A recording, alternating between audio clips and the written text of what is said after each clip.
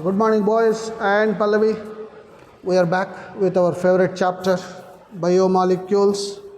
And yesterday night also I posted one video in the YouTube. Please go through that. Just observe that, see that. And any doubts, you can post your doubts in our group, WhatsApp group. And in our previous session, I think we discussed about this metabolism. There is a relationship between metabolites and metabolism. And I was telling you that metabolism is a process of combining anabolism and catabolism. So anabolism plus catabolism is equal to metabolism. And in catabolism, I said cat, Becky, means breaking. The bigger compounds such as proteins, carbohydrates, fats will be broken down to smaller molecules such as amino acids, sugars like glucose and fatty acids. This is catabolism, and during this process there is a release of energy. That energy we will be utilizing it. At the end of digestion, I said whatever we eat, consume in the form of food, we get glucose. And this glucose gets oxidized, means glucose plus oxygen gives us 36 ATP molecules, and that ATP molecules can be broken further into ADP. Somebody was asking what is ADP? Adenosine diphosphate. In ATP it is 3 molecules of phosphorus. ATP, adenosine tri means 3. ADP, adenosine diphosphate. Further it is broken AMP, adenosine monophosphate. Only one phosphorus group will be present. And when the ATPs are broken, they give us energy in the form of joules or calories. And that energy we are utilizing for all our activities, be it doing homework, reading, studying, playing games. Even for sleeping, we require energy. You just try to recollect from your memory how many nights you were not able to sleep, though you wanted to sleep. Why? On that day you were fasting. There was no energy. Sufficient energy was not there for sleep. So you are not able to sleep. And the reverse of it, you had stomach full of dinner and you see how you slept on that day. Because there's excessive amount of energy, a lot of energy is released. And this happens, I said, through Krebs cycle, respiration, cellular respiration. And I also said that we'll be studying in detail about this Krebs cycle in the chapter respiration. And metabolism basically two types, primary metabolites and secondary metabolites based on the size. And also we said that the secondary metabolites will not only in terms of size, they give colors in the form of pigments, right? And then we were also discussing about the aerobic and anaerobic. And in that particularly in metabolic pathways, there are two pathways, anabolism and catabolism, okay? And where this energy that is released, ATP, will be stored, we said, in the mitochondria. And that is the reason why we call mitochondria as powerhouses of the cell, isn't it? I said KEB, Karnataka Electricity Board, that gives us power, energy, current, electricity. So here it is the mitochondria that stores the ATP. And in particular I said when you take the section of mitochondria, there will be outer membrane and inner membrane. Inner membrane will be forming finger-like structures. Those are called cristae. And the cristae, there will be bulb-like structures. They are called F0, F1 particles. So in that, these ATP molecules will be stored. That's why mitochondria will be having lot of power, powerhouses of the cell. And this power that we get will be utilized for our day-to-day activities. And for all this to happen, there has to be presence of certain chemical compounds called enzymes. And the easy way to remember the enzymes is they are just like cricket umpires. Okay? Cricket umpires will not be doing batting, bowling, nor fielding. but they will ensure that game starts exactly at the time, specific time, ends at specific time. And if there is any fighting between the two opposing teams, opposing captains, the umpires will interfere and solve the problem and ensure that game goes on smoothly. So this is what exactly enzymes also will do. So basically we can say enzymes are a type of proteins, okay, and their role is that of catalyst. I'm sure you heard the word catalyst in your chemistry classes. Catalyst is a chemical substance that speeds up the reaction, any chemical reaction. Suppose particular chemical reaction should take place and it should be finished, let's say in 10 minutes. When you put an enzyme there, it works as a catalyst. Instead of 10 minutes, the reaction will be completed in 1 minute. That is the exact role of enzyme. And remember, enzymes will not directly take part in reaction. What is the reaction? Chemical reaction. Reactants react together to form products. Am I right? Reactants react together to form products. So I can give some examples here. Like you can say, look at that, barium hydroxide, BaOH twice plus H2SO4 sulfuric acid gives rise to BaSO4 plus 2H2O. This is a chemical reaction, isn't it? Similarly, starch plus H2O. Starch, already I told you many times, is the food of the plant. And starch is a polymer. In it, many monomers will be there. And each monomer is a glucose. So we can write starch is equal to glucose n times. Right? So glucose plus glucose plus glucose, like that, n number of glucose will form starch. And you know, the starch that is formed at the end of photosynthesis in plants has to be digested and form glucose. What is the purpose of formation of glucose? To get energy in the form of ATP. And already I told you, one glucose molecule on oxidation produces 36 ATP molecules. Okay? So how many glucose molecules are produced? That many, 36 ATP. Correct? So imagine the amount of energy that we are getting. And reactants in any chemical reaction on left side, like for example you are taking this reaction, BaOH twice plus H2SO4. These are present on the left side of the reaction. So these are called reactants. And the right side you are getting after arrow mark BaSO4 plus 2H2O. These are products. So what is the role of enzyme here? Let's say for the formation of BaSO4 plus 2H2O, it takes some time. Let's say 10 minutes I said. When you put an enzyme there in the medium, the formation of BaSO4 plus 2H2O will take place in 1 minute. That is the reason why I said enzymes will speed up the rate of reaction. It increases what you say velocity. Now another best example that I am giving to you is CO2 plus H2O. What is that? Basically photosynthesis, isn't it? And these two combined together form H2CO3, carbonic acid. And look at that. If this reaction, in this reaction, reactants are two molecules, CO2 and H2. What is the product? H2CO3, correct? Now, if this reaction takes place naturally without the presence of enzyme, how much time? In 1 hour, 60 minutes, just 200 molecules of H2CO3 are formed. In 1 hour, how many molecules? 200 molecules. Whereas in the medium, if you put that enzyme, carbonic anhydrase, remember I said any name ends with ASE is an enzyme.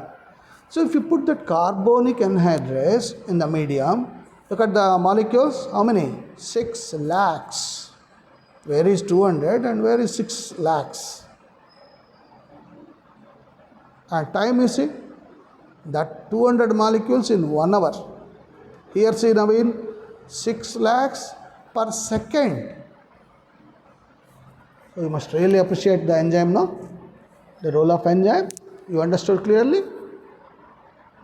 Yes, Pallavi?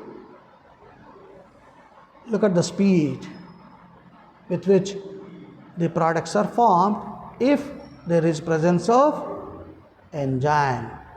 And similarly, we are going to study in detail in respiration chapter about a concept called glycolysis. Glyco means glucose. Lysis means breaking. Breaking of glucose. That is nothing but oxidation of glucose. Now, why should we break glucose, Pallavi? Why to break glucose? Is it essential? Is it needed? Yes, Naveen? Why all of you are silent? Ajay? Manjunath, Rajwal, Naveen Gowda, Prajwal Kadkol is off, Sagar, Sandeep. Why all of you are silent? Are you able to understand? Get energy. Yes? Prajwal? Get energy. Now, are you able to understand what I am telling you? Yes, sir. Yeah. And see, my question is, during glycolysis, glucose is broken. Is it required? Yes, Prajwal Kadkol. Another Prajwal. Prajwal versus Prajwal. To get energy, glucose. Yeah, good boy. Basically, we need to break glucose to get energy, isn't it? And when we break the glucose, what is the end product? Look at that. You know the formula glucose C6H12O6. When it is being broken, it forms a substance called pyruvic acid. And how many pyruvic acids? 2 molecules of pyruvic acid. This is precisely glycolysis. Okay? And so look at the formula glucose C6H12O6. Look at the formula pyruvic acid C3H4O3. So C6 has become C3. And during the process, is energy released? Look at that. ATP, and also I said NADH. It is more powerful than ATP. Almost it is 4 molecules I said. And look at that, ATP. So, there is a lot of energy released in the process. Even the last step you see, before the pyruvate is formed, ADP is converting and forming ATP. Isn't it? So, this is energy giving process, glycolysis. And after that, again, this pyruvate enters into a cycle called Krebs cycle. And overall, as I said, at the end of the chemical reactions, 36 ATP molecules are produced in us, right? So, to enhance that speed of the reaction, look at the number of enzymes that are present, right? At every step you see there is presence of enzyme. Look at that, starting with glucose becoming glucose 6-phosphate. Look at that, hexokinase. An enzyme called hexokinase is a must. Glucose 6-phosphate becoming fructose 6-phosphate. Look at the enzyme, phosphoglucose isomerase. And you see the spelling, all are ending with ASC. Fructose 6-phosphate becomes fructose 1,6-diphosphate, phosphofructokinase. Look at that, at every step there is presence of an enzyme. What for? To enhance or to speed up the rate of reaction. Okay? And how is this possible? There is a enzymatic action. And how is that enzymatic action takes place? Through one model called lock and key model. Now in the houses, all of you have got locks, okay, and you must have seen the internal structure of the lock also. There will be grooves, okay, hollow structures. And when you put the chabi, key, the key also will have teeth, isn't it?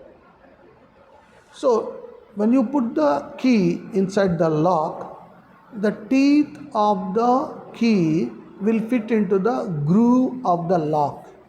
Then you twist the key, lock gets opened. Correct now? Suppose you put a wrong key. What do you mean by wrong key? Let's say the key, original key, has got in a zigzag fashion some what you call teeth, 4 to 5 teeth. You have taken another key which has got 7 to 8 and try to insert it. First of all, the key will not fit inside the lock. Forget about opening. So here the enzymatic action is like the enzyme will be behaving like a lock and the substrate is key. So basically when the enzymatic action starts, first thing is formation of ES, enzyme substrate complex. How this is formed? The substrate binds to the active site of enzyme. You know, every enzymatic molecule will have active site, means rich in energy. So the substrate binds to that place. Which place? Active site of the enzyme, like you are seeing in the diagram. E plus S. E for enzyme, S for substrate. And look at that, substrate is like a key, enzyme is like a lock. Now the substrate is coming and fitting itself into the active site of the enzyme.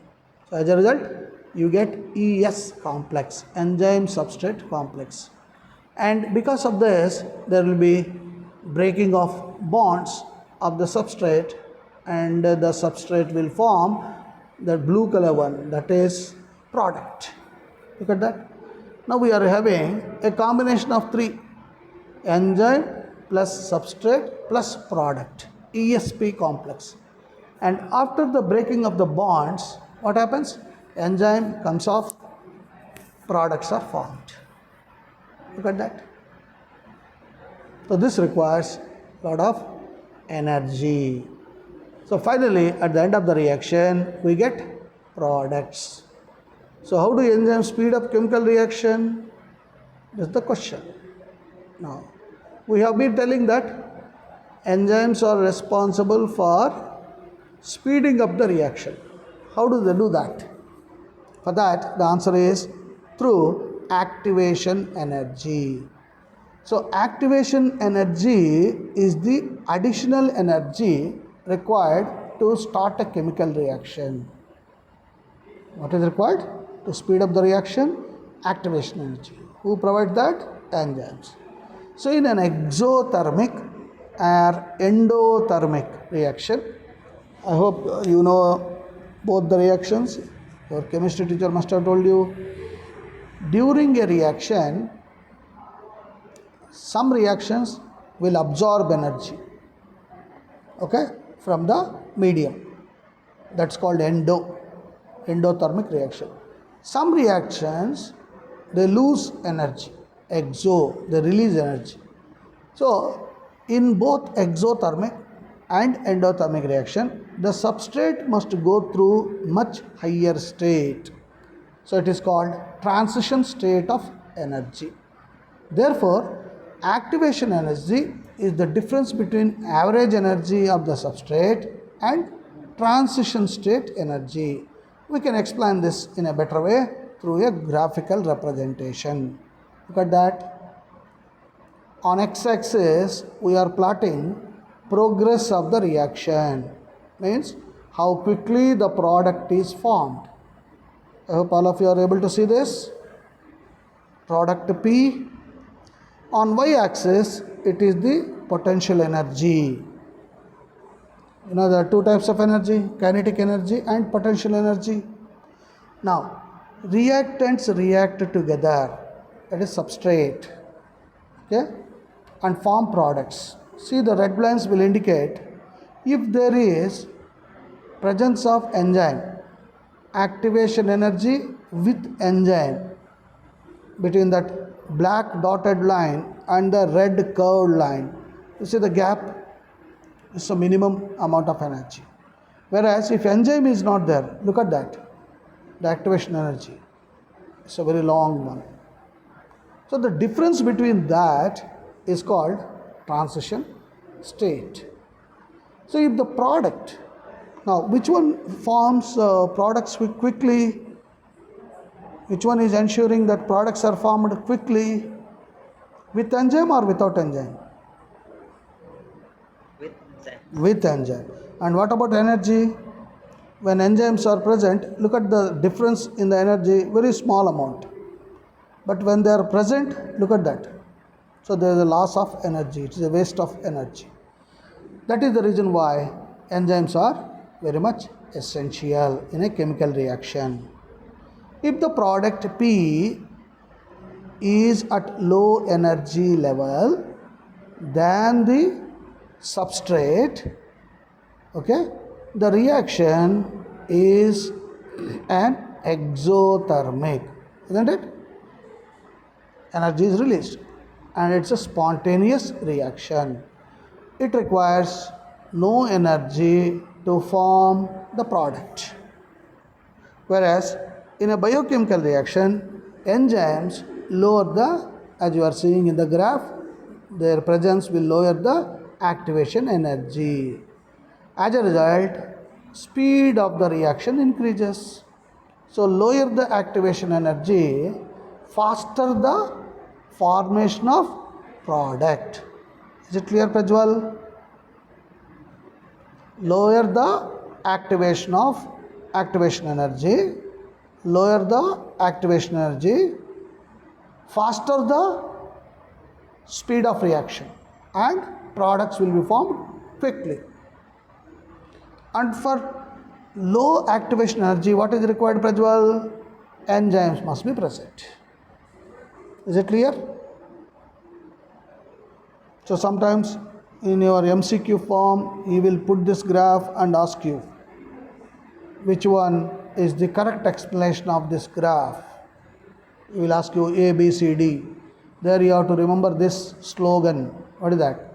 Lower the activation energy with the presence of enzymes, faster the products formed. Is it clear? Pallavi, able to understand?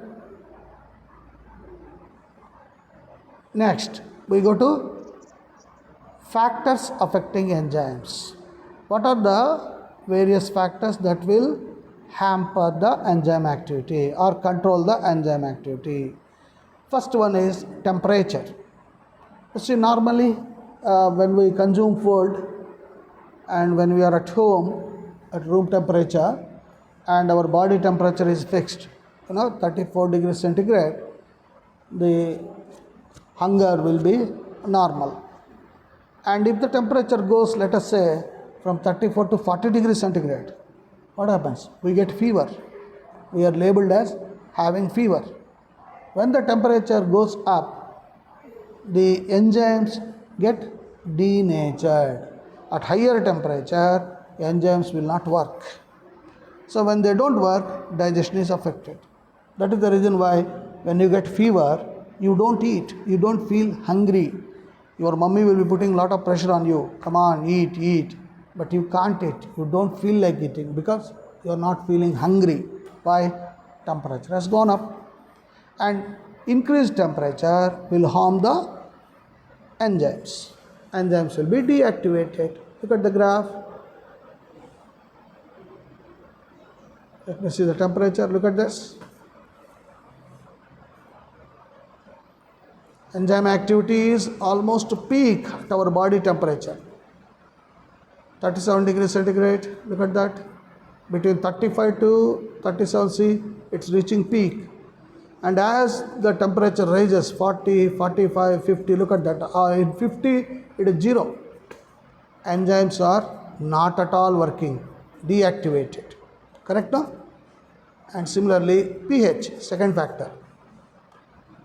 pH, look at the 7 on X scale, we are taking pH 0 to 10 or 14 we can take pH scale. On Y scale, Y axis, it is enzyme activity. See, when the medium is very acidic, even almost up to 2, enzymatic activity is 0. That's why you say, no, sometimes you'll say pitta agide, acidity has increased, acid flux we say. So when this happens, you don't feel hungry because enzymes are not working, right? And when the pH is somewhere say between 6 to 8, particularly 7, you see neutral. When the medium is neutral, see the enzyme activity at peak. Whereas as we approach towards alkaline condition, base condition, that is after 7.1 to 14, look at the graph, the enzymatic activity is coming down now. Again, as we approach towards the alkaline condition, enzymes are not working. Correct? Next, one more is the concentration of the substrate. If reactants are more, okay, look at that, substrate concentration. Now you must watch out this graph carefully. To start with, at 0 substrate concentration, enzymatic activity is 0 naturally because there are no chemical substances that should react. But as the concentration increases, look at that, initially it starts increasing. The graph has gone, that green line has gone up. After that, how much ever you add, it has become parallel to x-axis. Why, Prajwal? Naveen? Why enzymatic activity is constant after some time? Any reason?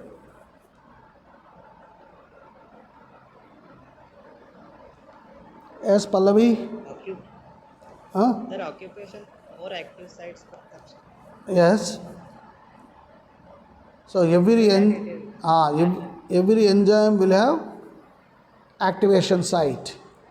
So that activation site should be free. Then only substrate will go and sit. Correct, no? Then the reactants react together, form products within no time. But if you increase the substrate concentration, activation sites should be free, no? So on an average, the speed at which the reactants are formed will be constant. That's how the graph, initially it starts off zooming. After a point it reaches, it becomes parallel to x-axis. Are you able to understand that?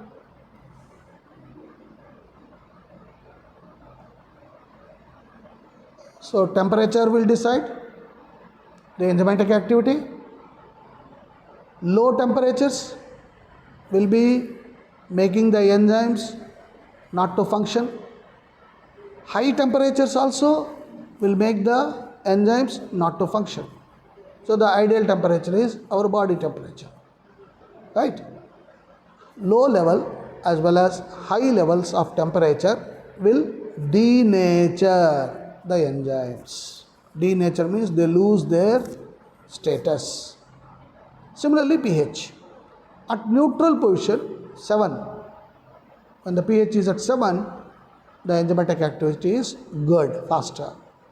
But when pH is too acidic, like you have seen the graph, look at that pH graph, almost up to 2, enzymatic activity is 0. And as we move 2 to 3, 4, 5, 6, look at the graph, it started rising up, zooming up, and it reached peak. Yeah. Or what is pH becomes low? Yes. pH becomes low when acidic substances are there in the medium. Like you eat lot of food substances that are acidic in nature, like lemon, for example, tomato. All these are acidic in nature. When you eat these foods, the acidic content will be more in the body. So when the acidity increases in the body, enzymatic activity will be zero or slow, as the graph represents. Is it clear? And only when it is neutral, the graph reaches peak at 7. Right? Similarly, third factor is the concentration of the substrate. To certain level, when substrate is present, the graph zooms, enzymatic activity zooms. After that, irrespective of the concentration of the substrate, the enzymatic activity is constant. I said parallel to x-axis. And then third one is presence of inhibitor. There are some substances which are called inhibitors to the enzymes. If those inhibitors are present, let us see here, then there will not be enzymatic activity. So same thing is repeating. Look at that. Temperature and pH. Enzymes show highest activity at optimum temperature. What is the optimum temperature? Our body temperature. And what is the optimum pH? Neutral, 7. And activity declines below and above optimum value. At low temperature, enzymes temporarily get inactivated. At high temperature, enzymes are destroyed because proteins are denatured by heat. Okay? So this is the explanation which I gave you already. Look at the graphs. So the same graphs will be asked in the exam for your MCQ, and he will ask you to he will give you A, B, C, D alternatives, and he will say which one explains the graph correctly. So you need to be careful. Then inorganic catalysts, again he is showing you the temperature only. The bacteria, thermophilic. Thermophily means like. Thermophilic, temperature loving bacteria. They are called thermophilic bacteria. So inorganic catalysts work at high temperature and pressure, but enzymes get damaged at high temperature. Just as I said, they get denatured. Thermophilic bacteria have enzymes which are stable even at 80 to 90 degrees centigrade. Look at that. So they have the enzymes to withstand that much temperature, whereas we don't have that. Right? Now, I think concentration substrate also I told you. Substrate plus enzymes and activation site is to be required. Right? And there is one more graph. I think we'll deal with this tomorrow. Okay? X-axis substrate, y-axis velocity of the reaction, Vmax.